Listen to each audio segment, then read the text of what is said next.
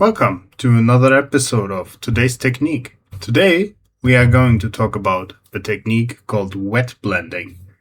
Wet blending is basically what we learned before layering, but on the model. So we don't wait in between our steps, we just do our blending on our subject. For here, we're just going to take our armor colors, the darker color and our lighter color, and just apply them on the model somewhat quicker than we did with our shoulder pad here. And that will A, let us move faster, and B, let us create a blend pretty easy without needing to have an in-between step. So for that, we take a bigger brush. For that, I'm using a size 6. And this is a synthetic brush, means we are okay with ruining it and not use our nice Kolinsky brush with that. So we take our synthetic, dab our brush into our paint, check how the consistency is. Can be a bit more wet. Yeah, this is okay. And we just apply this all over the model rather quickly. The thing is, as long as there is a bit of moisture in there, the paint shouldn't be too thick on your model. Means we can just apply it without issue and without worrying that it will clog up details.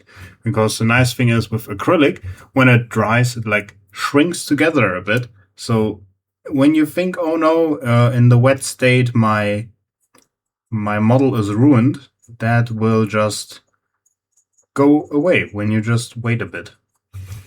And we also don't really care about the other materials currently. We just want to get some colors onto here. And I will just move up to this top area so I can show easier what I mean with we are blending in between our two paints. We have here, for example, this this breastplate, I mean. For that, we just quickly rinse our brush and take a bit of our lighter color and then just dab this on top. You can also go over the area we already painted a bit. We just select here the parts that are facing upwards. It makes it easier for us to paint also other parts later. Just paint everything we think that will be touched by the light with the light. Doesn't need to be 100% accurate. Just how you feel. If you think light would touch there, paint it. It's more goes over the what looks cooler for you than the, oh, this is accurate to the depiction of light. It is more about that you not really invoke a feeling, but show your intentions.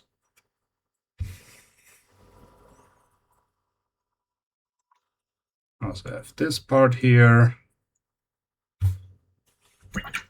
And then we can switch over again. We can maybe mix a bit 50-50 in our in-between areas. And then we can just go a bit quicker with it. You can, of course, base coat it first with your darker color and then do this step so you don't have the black in between. But I mostly wait, apply my layers and then wait a bit and then go over it somewhat again with not the wet blending technique. Then I go in with my layering technique or a different technique I will teach later.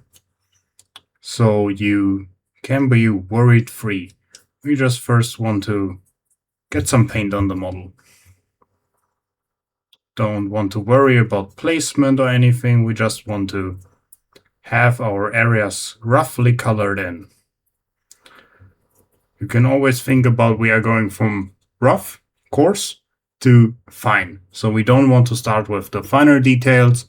We just want to get the base colors down, our places correct. We are first worrying about where to put our light or our colors, and then we can later worry about finer details that are on the model.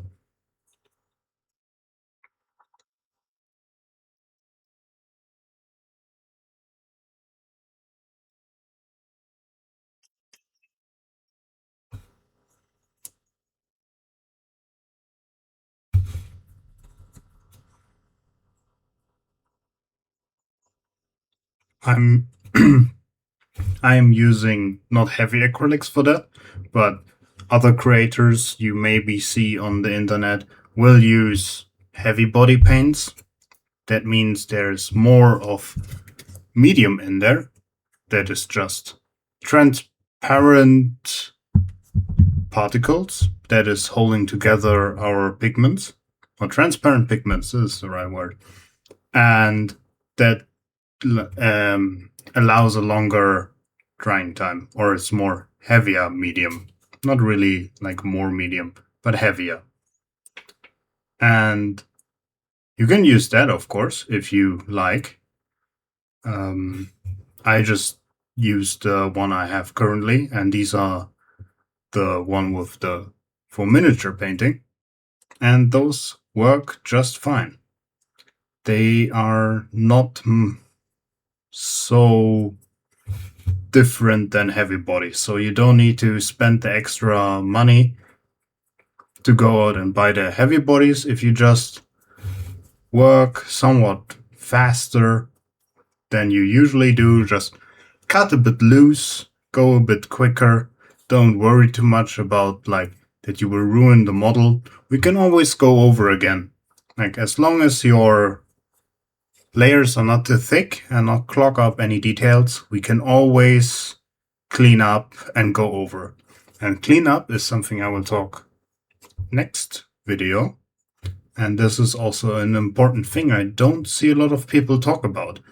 Many painters use this technique, but I don't really see a lot like beginner's guide or courses talk about that.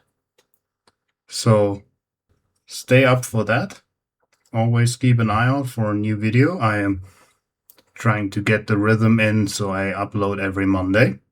So every Monday, 16 o'clock, I will upload a new tutorial about how to paint. And then you will learn more and more every day and become a better painter. I feel like we are roughly getting our lights in. Maybe I want to also have some like here.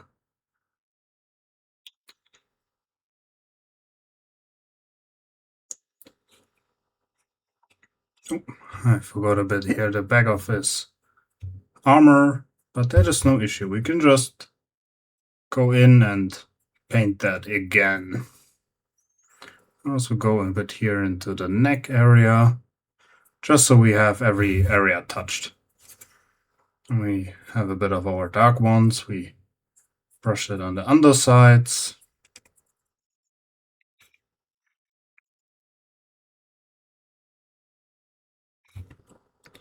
And like that, you directly see the light. I think if I change my, go a bit more in.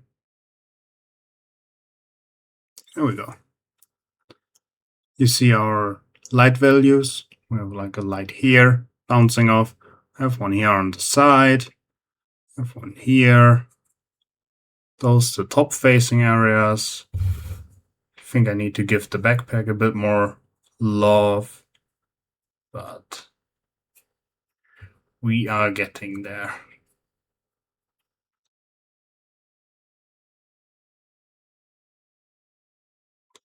Also, nice thing is, if we go over with our other colors again, we build up a bit of a texture with our mixtures because the paint is still wet on some parts.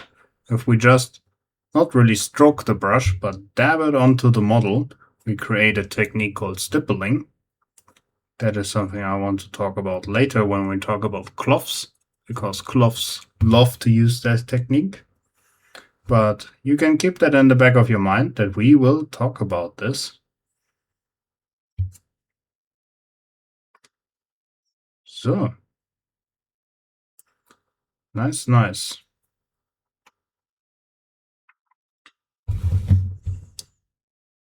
And now we let that dry. And that is how we wet blend.